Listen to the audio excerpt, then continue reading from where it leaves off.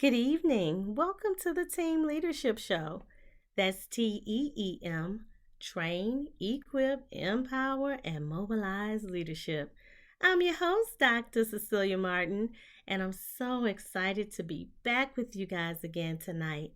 I have just spent 2 weeks, 10 days with a bout with the flu.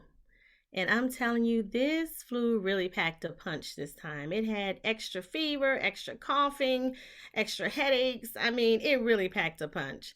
But I'm so glad I'm feeling 100% better. So thank you for your texts, your calls, your cards, your well wishes, because I missed you guys. And I'm so glad you missed me too. And in fact, tonight I have a treat for you. I have an impeccable leader, Ilka V. Chavez. Ilka has an extensive track record for helping leaders of public and private entities reach their highest potential. She is the president of Corporate Gold LLC, and Gold stands for Global Organizational Leadership Development. So she's a leadership consultant, a leadership strategist, and certified in emotional mastery and transformational life mastery. So Ilka does a lot of executive leadership coaching. In fact, she has spent the last 35 years in various leadership roles, honing her personal and professional skills to transform organizations. She has a unique ability to work with leaders to improve their work and life balance and their organizational performance all at the same time. Ilka loves mentoring and training emerging leaders and has spoken on many stages nationally and internationally as well.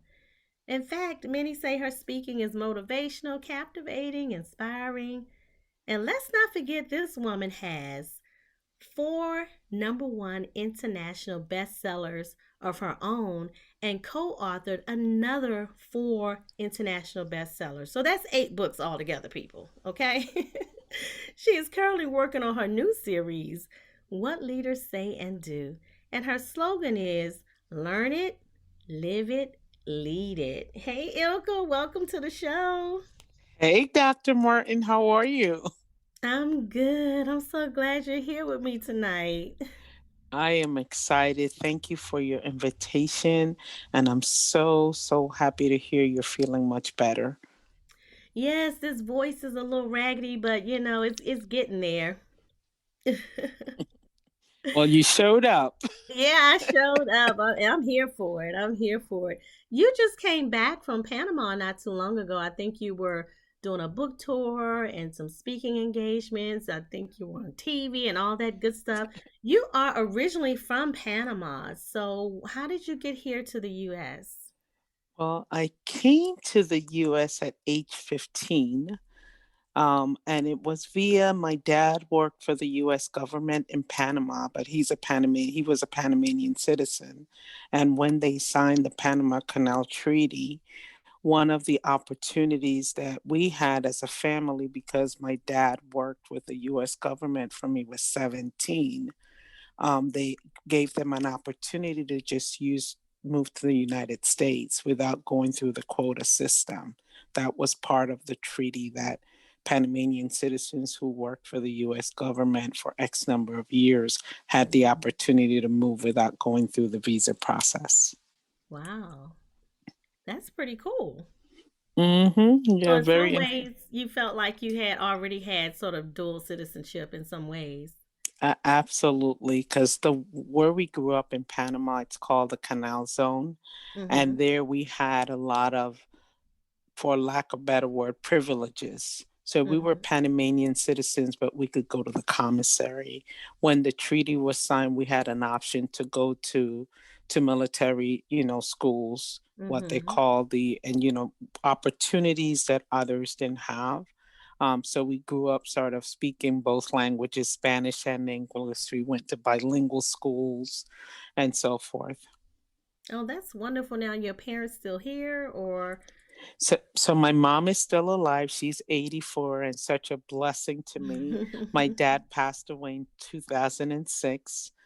He moved Mm. here after retiring in Panama about 5 years after we came here, and they lived in New York and Florida, and then he passed away in 2006. Gotcha. Okay. But mom is still 84 years young. Yes, 84 years young and doing phenomenal. Now, I noticed that I think you have 35 years in the federal government, namely the health industry and public administration. What drew you to that field? From Panama, what's the correlation there? Yeah, so it's actually from a child I wanted to be a doctor. Mm, So I've always wanted to care for people and make them better.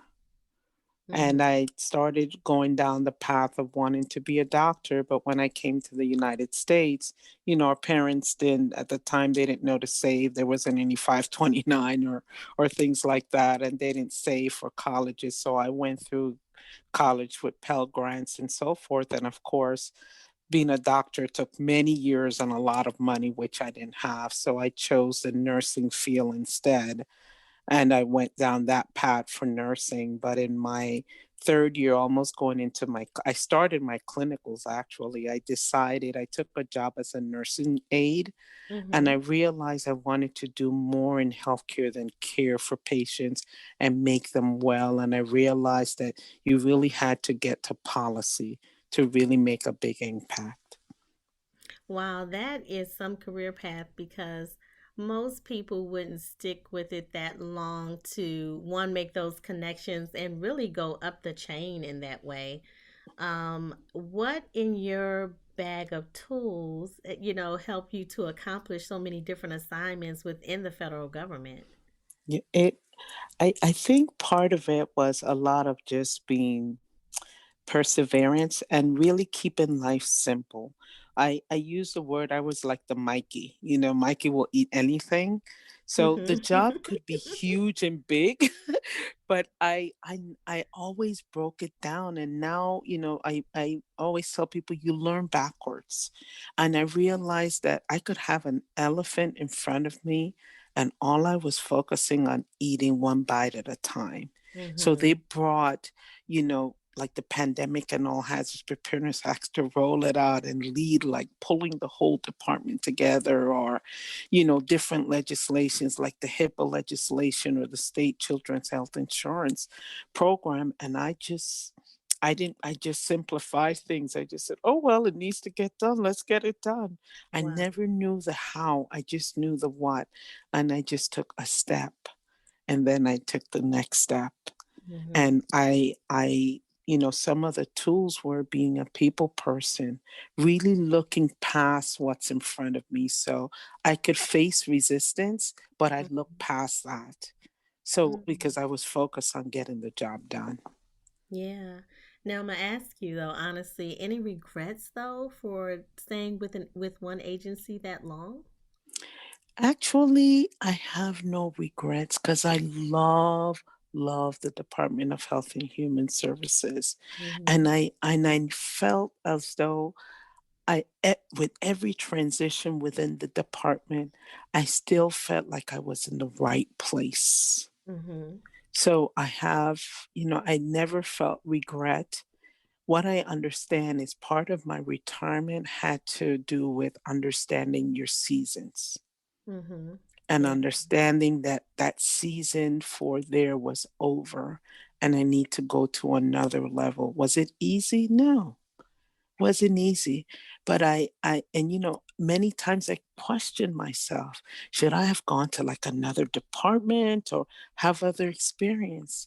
But the experience, the plethora of experience that I've gotten just working in health and human services, from working with CDC, FDA, SAMHSA mental health, is so, the healthcare industry is so wide, you never have enough. Wow. Now that's a great perspective to have because I'm telling you, these young people couldn't fathom staying in an agency or on a job for 35 years, let alone 5, 10 years. 10 Well, years. it wasn't the same job, but it was the same agency. Right. But what it allowed me to do was learn to maneuver the bureaucracy. My Mm-hmm. agency is one of the largest bureaucracies in the world. And that experience, I would not trade it for anything. Mm. It teaches you resilience. It teaches you how to foster partnerships. It teaches you humility. I worked for 4 or 5 secretaries directly, and you Wow. had to get things done. And there was no space for arrogance because Mm. millions of all Americans relied on us getting these things done. Medicare and Medicaid policies. Wow.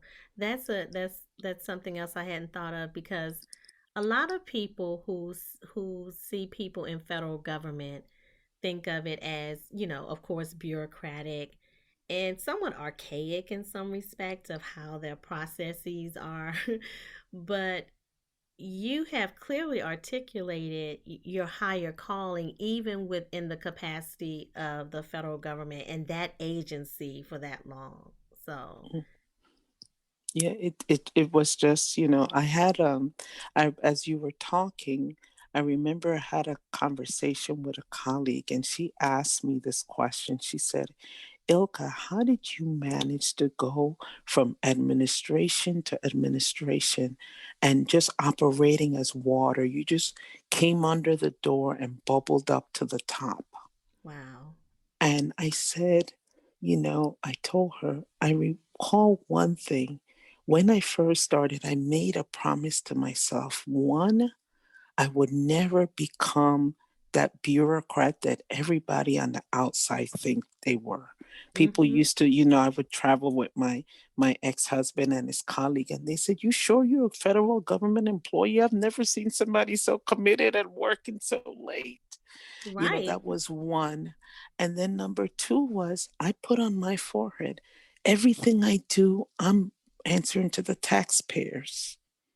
And who Wow. are the taxpayers? Oh, I Me. wish more people in government felt that way. My goodness. Please say that again. I just want to hear it from my own It self. was, I just put on, Oh, when she asked me that, I said, I put on my forehead, I am answering to every taxpayer. My wow. agency covered all Americans, My all goodness. taxpayers. It's a weight, but it also is accountability. Yes. And guess who was part of that crowd? Moi. Mhm. Right? So it changes your perspective. And so when I had to deal with people of higher level, this is what I talk about, look past what's in front of you. Mhm. When you look past what's in front of you, you could argue about the minute things or you could try to push to get to benefit as many people as you can. Mm. And you learn to choose your battles. My goodness. I wish more people in government had that perspective. It really changes everything and how you operate and what you do. And like you said, even if you're not working up to par, you realize, wait a minute, I owe these people something. Mm-hmm. Yeah, it makes a difference. And so it's two things I want to pull out before we move on. And one was, you said you mentioned your ex-husband, and then you said look past what's in front of you. So before I look past what's in front of me, I just want to say that is it just me, or did I see somewhere in social media and other places that your last name has changed? Yes, I'm actually giving the public a sneak peek. Okay, what's Because going I'm in the on? process. I'm in the process of rebranding, but it was very interesting because I was married for 32 years by the time I got divorced. I've been divorced for 7 years, and nowhere in my life that I think I would change my last name or even have the desire to. My degrees are the same last name. Hmm. Everything. My children have that last name. But this call came to change back to my maiden name. Wow. And I said, wow, the challenges I faced with even just stepping forward in faith to make that move was something incredible. First, I dealt with my children. because I wanted to make sure they knew by me changing to my maiden name didn't mean that I was divorcing them, Mm. that it was about something bigger than that. Did I know what it is? Do I know what it is? I still don't know. But sometimes you have to make that quantum leap. So yes, I have changed my name, and it's now Ilka V.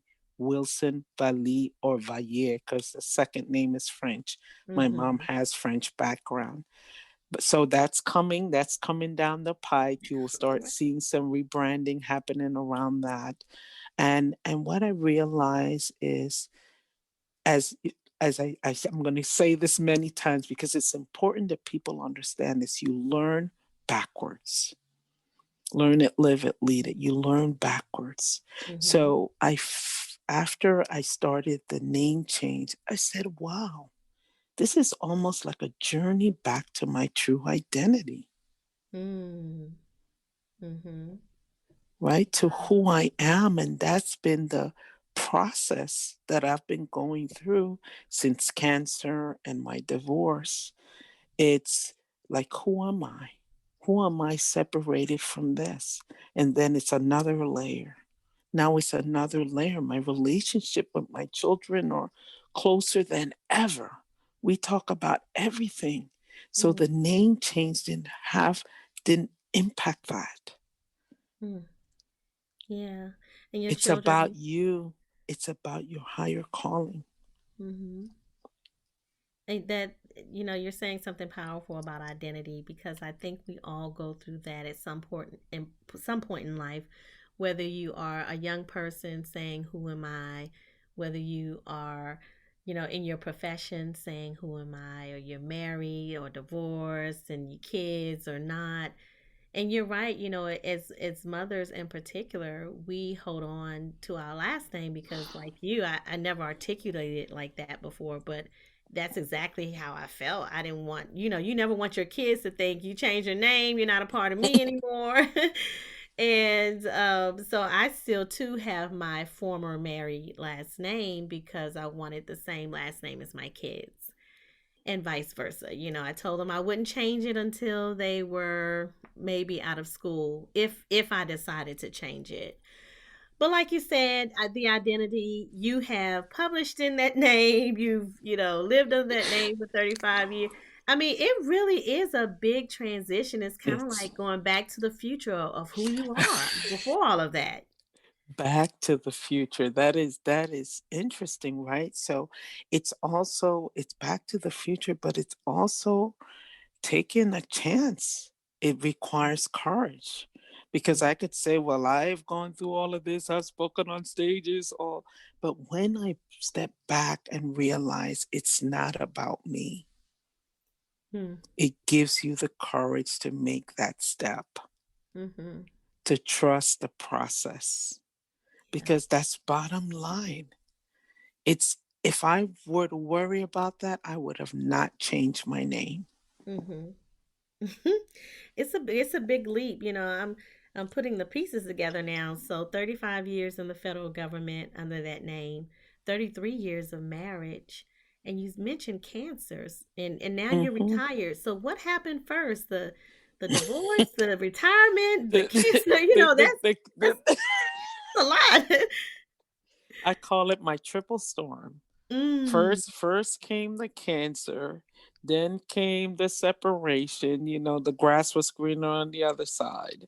And then came the question of my career. Here mm, I was saving, building, constructing, anything they needed, I was doing. I did it. Whether I knew how to do it or not, I was willing to learn quickly and get it done. mm-hmm, Here I was doing all of this, and then my world comes crashing down in three major areas of my life: my health and wellness, relationships, my family that means the world to me, mm. and my vocation. Wow, that's a lot. It's it's my house was falling down, Yeah, and I it didn't sounds know like a how to terrible say. nursery rhyme, right? Like, like I call it first I came call it cancer, Humpty then Dumpty. came. Yeah, it's like a bad nursery rhyme happening I'm now. trying to keep it together, put it back together again. Yeah. So again, you go back and you learn backwards, and now I understand. Some of this was necessary. I Mm. don't hate my ex-husband for what happened.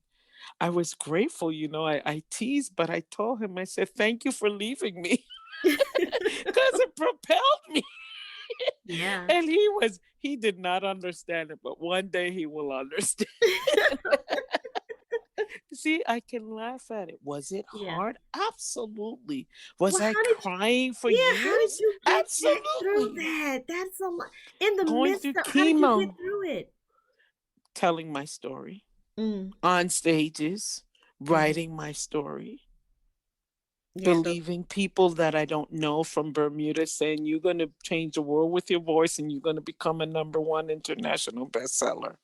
You thought put a conference together, never did that in your life. And not just a one, but a 2 day conference was my first conference. And actually, that conference, the title was What Leaders Say and Do, How to Inspire Your Tribe. wow. That was a conference before it became a book. Mm. And so you were living it. You were teaching Learn exactly it, what you were going. Yeah. live it. It's almost I took a step, I learned something, and I passed the lesson on. Mhm. Wow. So that's learn it, live it, lead it. Need it. You've got it. But it's deeper than that, the learn it, live it, lead it. It's really about breaking generational curses. It's Mm. about changing the mindset of how do you define a leader? Everyone is a leader from where they are. I've taught, worked with people, and I tell them anything from mopping the floor to talking to POTUS, that's your job. You should know to do every one of those things. And if you don't, some things, it's almost like we say, if could I do a shoe shine person's job? No. I don't know what special wax to buy, what special cloth, Mhm. which direction to shine. Could they do my job? Probably not. We lead from where we are. If we teach our children, you're studying, you're this leader of studying. That's So, right. That's right. Yeah, I tell my kids, I have one in college and one in high school, and I say that's mm-hmm, your job. Like you are in charge of your learning. mm-hmm. I'm the accountability partner. I come in and I check and all of that good stuff, but you are in charge of your own learning. So I get that. I really do. Now, one thing I wanted to ask you about in terms of what leaders say and do, what are some of the key nuggets that we would find in that book about what leaders say and do? So Or one, what they the, don't do, or what they don't say and well, do. what they say, because what you say and do matter. If we really focused on what we say and do, we would change our words. Mm, We would change our words. Some of the nuggets I talk about is authenticity. yeah. Focus on your values, and that when that my triple storm hit, Dr. Martin, the first thing I thought about was, wow, I strayed from my values. That's Ah, not how I was yeah. brought up in Panama. Mm, I was in the government making decisions, and somewhere along the way, I strayed. mm, And you get to a point where you have to stand firm on those values, right? and yeah. and and I think it had a lot to do with what I was watching played out with my ex, a man that someone admired, put up in a pedestal. If anyone told me he would have exited when I needed him the most, I would say this is not, that's crazy. Mm-hmm. That will never happen. But today I understand. I am grateful because he needed to find out who he is, whether he knows now or not, I don't know. But I also needed to find that out. Mm, So again, we learn backwards. When we're in the middle of the storm, what is this? I am telling you, I bawled, I cried. I recently shared a story that I don't share enough, and it's very important for leaders to know this. We have to take down our guards and Mm. allow ourselves to be vulnerable. I remember when this all started, I kept it all to myself, going through chemo, knowing my ex was going to leaving me. And I'm going to work, going to school board meetings, doing everything. And one day I went into work. I kid you not, Dr. Martin. All these people were coming into my boss's office, and I sat down and I just started bawling, broke. I Wow. was broke. I think he told people to just excuse us. He allowed me to just kind of let it all out and get myself together. And he said, "What's wrong?" I said, "I have cancer. My husband is leaving me." Mm. Mm-hmm. Broke. My goodness. Mm, mm, mm. And to this day, we are friends. He sends me cards. He saw me at the lowest, and he never, this is the powerful chief of operation person, who kind of gets stuff done. But I allow yourself, and it was okay. Yeah. Today, I understand that that was okay. So Mm. it's okay to tell your team, I don't know the answer. Yeah. Don't let your title stray you from your values. Mm. Know who you are. Be authentic. Let them know how you doing. Don't say I'm having a good day if I'm having a bad day. I'm having a bad day. I didn't sleep. My son didn't come home and I don't know where he is. Whatever the problem, you Mm. don't know how much you would help somebody else by being transparent. Yeah. Memorize your values. That's the first thing I did when I realized I strayed. I said, I'm going to come up with 6 or 7 top. And it was respect, integrity, generosity, humility, honesty, trust, and servitude. And Wow. anything that was not aligned with those top 7, my answer was going to be no. Mm. Because it's a decision, right? There's power in your decision. Mm-hmm. Mm-hmm.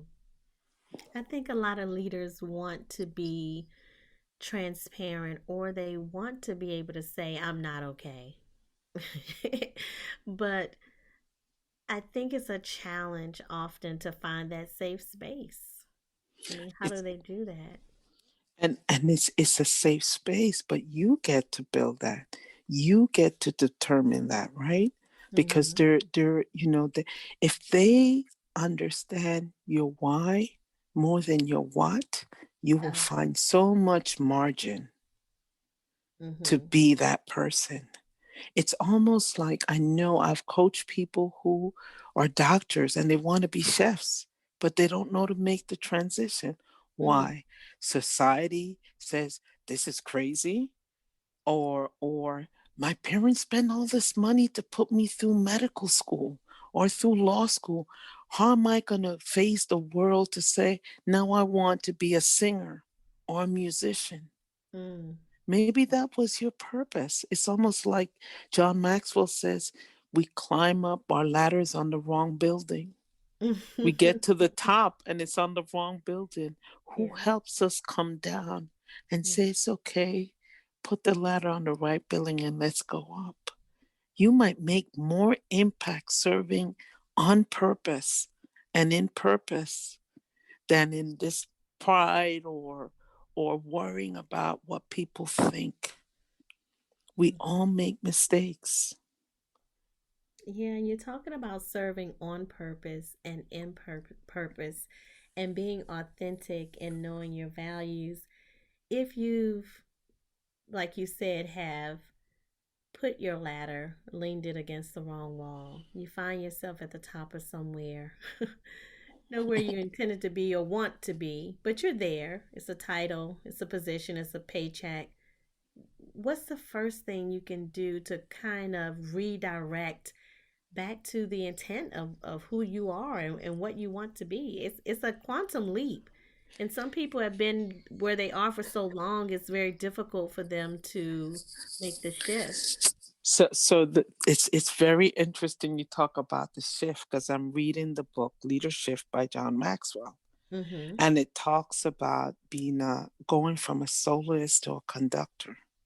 Mm-hmm. Gotta You turn know, your back on the crowd. you see what you see some exactly, and you have to know where all the instruments are.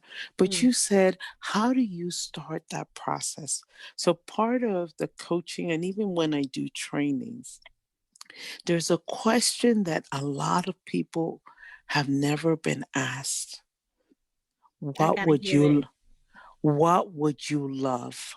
What would you love? What would you love? Oh my Take goodness. away take away barriers of money, barriers of time. And I learned this from my coach, Mary Morrissey. What would you love? Then we Mhm. focus in 5 areas of your life: your health and wellness, your relationships. And remember, relationships can be with yourself, Yeah. your vocation, your time and money freedom, and your spirituality. That's one that I added Mm-hmm. because there's always a higher power helping us.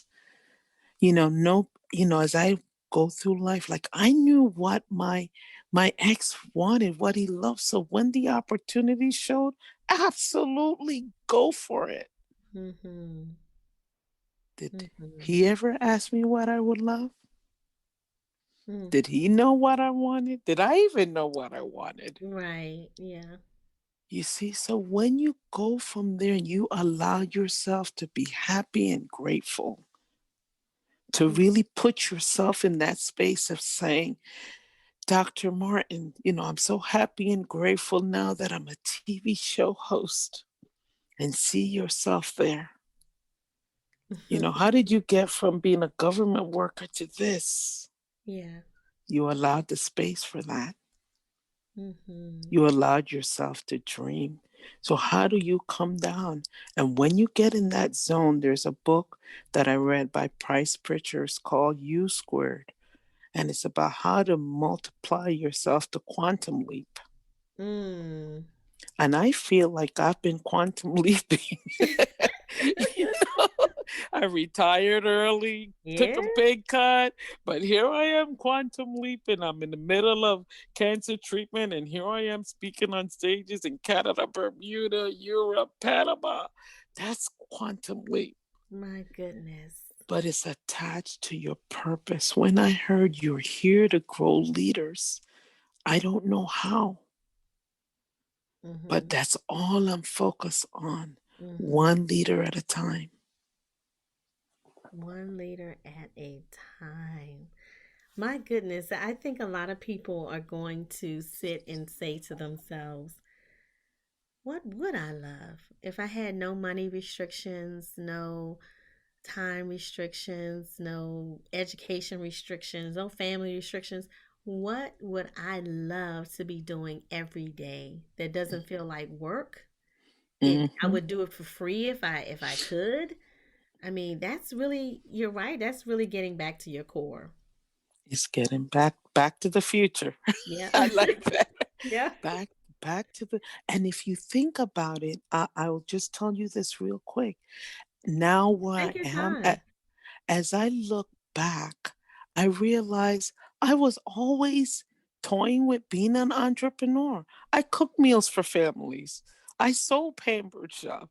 I sold some products.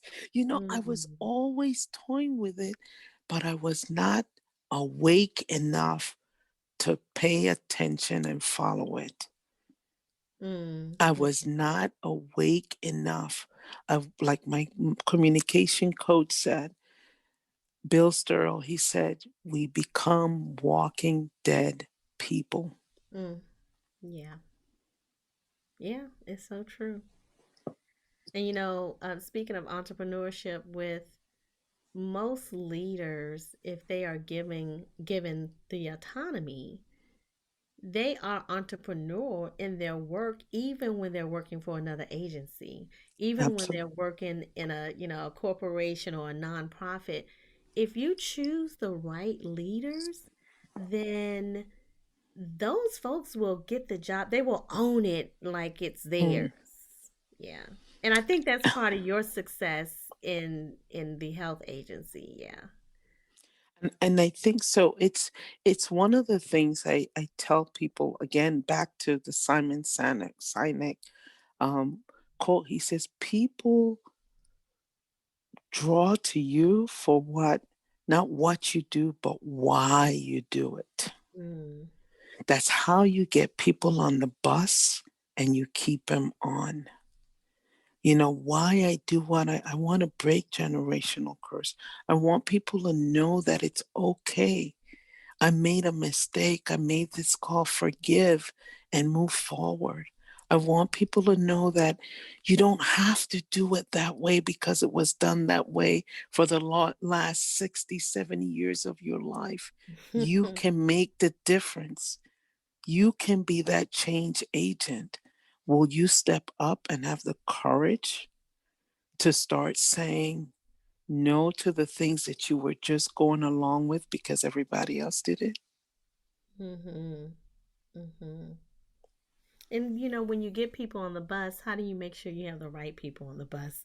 Because as leaders, we sort of need our accountability partners. Mm-hmm. How do we know, who should be the right mentor? I think a lot of leaders lament about not having the right mentor. A lot of times, let's face it, the only person that you can hold accountable for that is you as a leader, Mm-hmm. right? That's Yeah, the, and how do you know? You know when you have clarity. A lot of times we go along and we don't have clarity. We that's true. write the vision, Yep. right? We write the vision, but it's not clear. Or we write the vision and it gets blurry because of the world, because of Mm-hmm. what faces us as leaders, right? It's Mm-hmm. almost like I ask this question often. What do you care about? And then the follow up is, are you living that every day? And Mm, most people say no. What happens? I get up in the morning. Yeah, I'm leadership is what matters to me, right? So everywhere I go, I'm bleeding, breathing leadership. But then I go out the door and my children are hungry. They want breakfast, mm-hmm. right? So point number one, I go, the person cut me off in the traffic, another distraction. The train is delayed, another distraction. You get to work, your boss calls you and give you 10 assignments, another distraction. Mm-hmm. At the end of the day, what happens? You didn't get done what you care about. That's right. That's right. Because you're not being intentional with Bingo. every moment, with every waking moment that you have.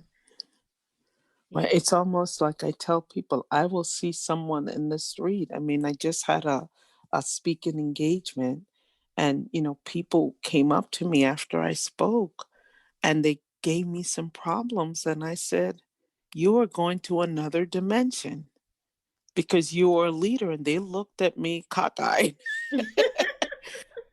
So and as we continue the conversation, I started to see the light bulbs go off. Yeah. Yeah, in fact, I've been in one of your sessions before. They're so enlightening, and indeed, you're such a sobering voice to leaders. Like I remember times when you've coached me out of a very dark place, going through something, and it was affecting everything around me. And you came in like a Super Bowl winning coach. It was like, let me tell you, first of all, get up. That's the first thing. And there are people depending on you. So while we can say it's okay to not be okay, you still have to function. But again, that encouragement, that enlightenment was there, and I know I'm very appreciative of that. But I've been in some of your sessions, and one of the things that you talked about was leaders having a board of directors. Can you elaborate on Hmm. that for our listeners, because that's life changing? It's I think I went to like a BET conference back in 2015 or 16 in the middle of my triple storm. Yes, I was Yes. still trying to learn and grow and all this stuff in My addition to goodness. falling apart, right? Trying to put myself back together. And someone brought that up. I didn't understand it then. I understand it now. And the board of directors to me is, we sometimes find a mentor and we expect that mentor to be all things to us Mm, rather than saying, okay, I have, and this is the tribe mentality, right? Maybe the people you pray with is different than the person that gives you vocation advice or someone that gives you relationship advice. mm, Remember, everybody is at a different season for all those areas.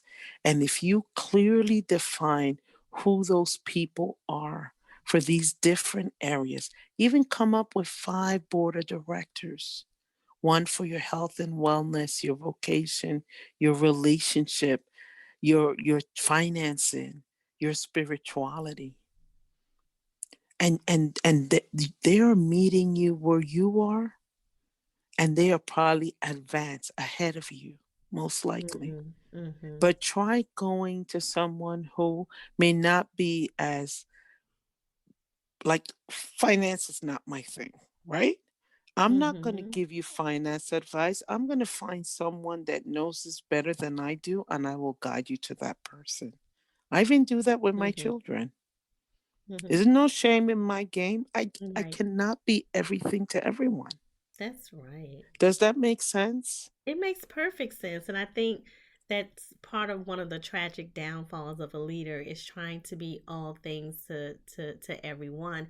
And you don't have to be. I mean, even if you look at it as, like you said, the president of the United States has a well skilled cabinet, hopefully, Mm-hmm. right? That can advise them on different areas of government. And it's the same should be true for us as leaders.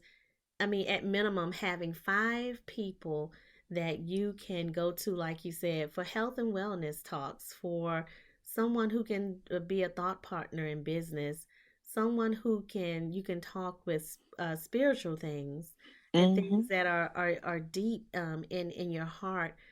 Someone who can talk to you about accountability and financing and things like that. I think it makes a world of difference to look at your personal life, and your personal life overlaps with your professional life of who you are. Mm. But in your life, you need a board of directors of trusted individuals who will keep you grounded, who will tell you like it is, but who will also push you to be your best self. Exactly. And can see how far you can go even when you can't see it yourself. Hmm. So important, because I believe that what leaders are lacking is that trust agent. That Yes. person they can come and know. I tell people all the time, when I go to my grave, there are a lot of skeletons coming with me. Right? People used to tease me in the department. Ilka knows where all the skeletons are in this Hmm. department. Yeah, all the bodies, where you all the know, bodies are so buried. but they're going with me because no one would. You have trusted me with something, and no one would ever hear it from me. Hmm. Yeah. The trusted agent. How many leaders, how many musicians out there who are longing to just have a safe space to go without people wanting something? Hmm. That's the type of coach, the type of advisor, the type of consultant I see myself as being. Everybody needs that. A safe space I can come and nobody knows. They see them on stage, singing, doing whatever they do, but they have that place to decompress. Yes. Yes. And that's so needed because when you travel a lot, you're presenting a lot, you're constantly pouring out, you need to be able to find a spot where you can be yourself and you can be replenished also. I remember when I traveled so much when my grandmother was alive, sometimes I just come home to Houston, come put my head on her lap Keep it and just real. be her grandbaby, grown with kids, married, it didn't matter. Just like you said, needing a safe space, one just to, even bounce around thoughts that they may not be interconnected per se to your profession, but just like, man, I need to talk about this. No shame in your game because I just came back from Maryland speaking last week and I go right in my mama's bed. I curl up and I get the best sleep ever. I know that's right. I know that's right. And I guess what you're saying, so a lot of leaders need to make sure that they are protecting their core and protecting that space where they really can take off the layers. Just really take off the Mhm. layers. Yeah. And you know what? Dr. Martin, as you said that, I'm saying protect your soul. We Yes. don't take care of our soul. Mhm. Mhm. Yeah, that's so true. That's really true. That's what it boils down to at the end of the day. And I don't want to dare let you go without talking about some soul work that you did. Really, some gut wrenching. I can imagine. Even within your line of work, I know you worked a lot in high levels of administration and across several different departments within your agency. But at one point, my understanding is that you were a part of the emergency response care team for minors at the border in San Antonio. Were you physically on the ground there? And tell our listeners what was the job and why did you take it? So I was a month before retiring. They were looking for volunteers because there were so many children and so many um, sites with children to process, to determine. And I was for lack of a better word, a processor, reviewing the documentation, filling it out, interviewing the kids because I speak Spanish fluently.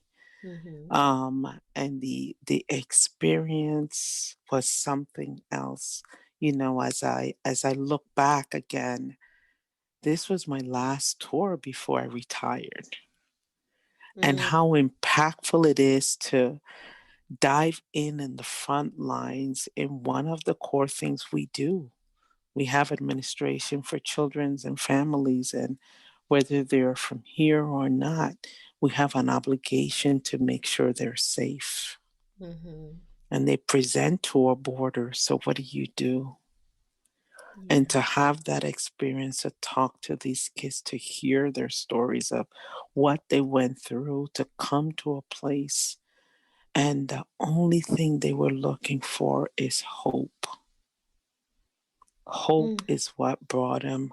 Hope is what probably gave them the strength to persevere, doing Mm-hmm. some rough things, rough a rough journey, but all holding on to hope. I can only imagine, like you said, their journey here and even sort of their dwellings there down at the border. I personally haven't been there. I know some folks who have. And like you said, they are really looking for hope. I mean, what did that teach you about leadership being down at the border with those kids? It's it taught me humility, Hmm. to just remain humble.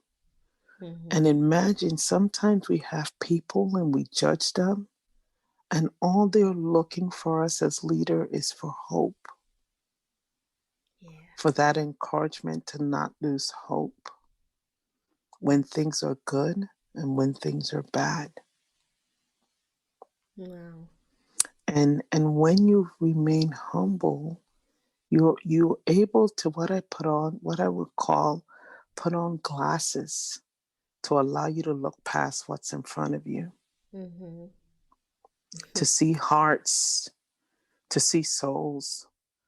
But most importantly, one of the things I have maintained for some time now, that's what's missing from leadership is love.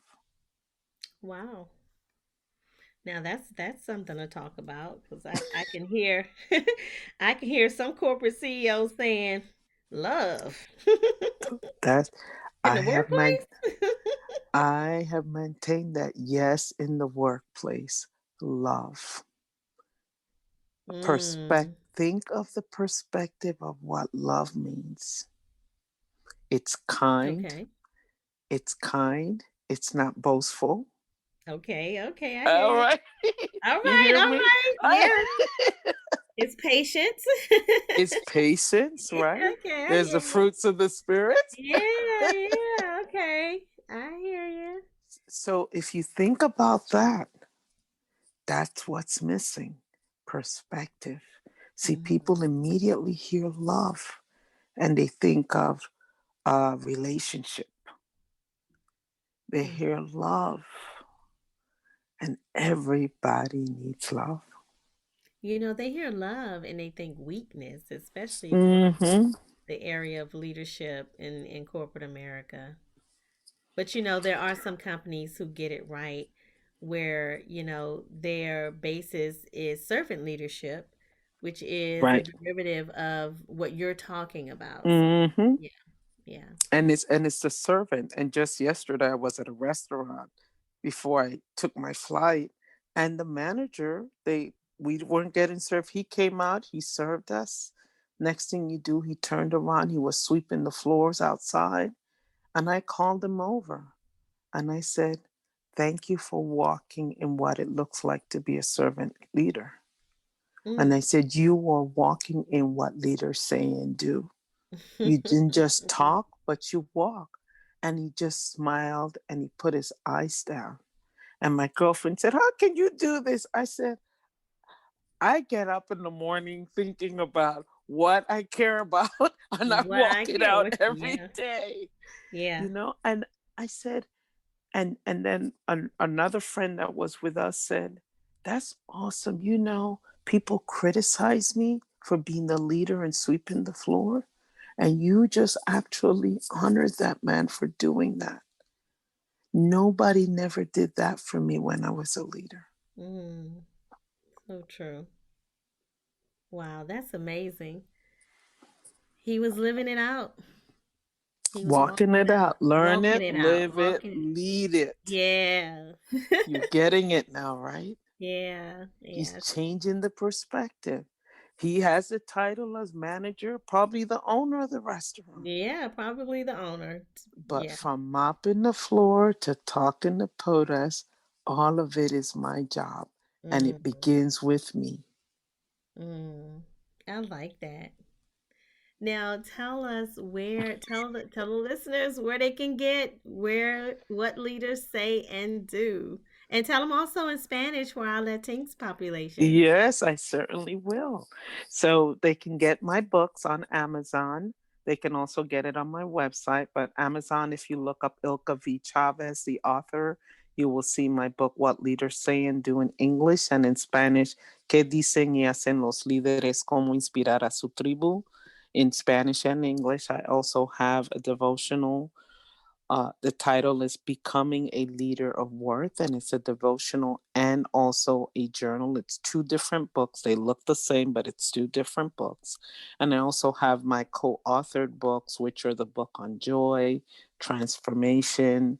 My Mm-hmm. first book was Success University for Women in Business. And in that book, I wrote about honoring your values. So that was the first thing I took care of. So I didn't just memorize my values. I wrote about that experience. Mm. You can also visit my website to get more information about services, which is www.corporate, that's CORPORATE dash GOLD.com, or you can visit my other website, which is www.ilkavchavez.com. And as I mentioned earlier in the program, I'm in the process of rebranding, but right now those two websites are separate, but they will be coming together. Okay, I want to know what's next for Ilka V. Well, Ilka V is working on the book series for What Leaders Say and Do, How to Mm-hmm. Inspire Your Tribe, but it's the series will be called What Leaders Say and Do. And she's working on I have two already written. One is Stay Ready, What Leaders Say and Do, and Transform to Transform, meaning we transform to transform others. What Leaders Mm-hmm. Say and Do. Those are the two, and I have about 5 or 7 more titles to write. What? Also have another book, Anchor Management, My Journey to Releasing the Weight of the World. And, working on hopefully getting a few contracts coming up to do more training and more executive coaching.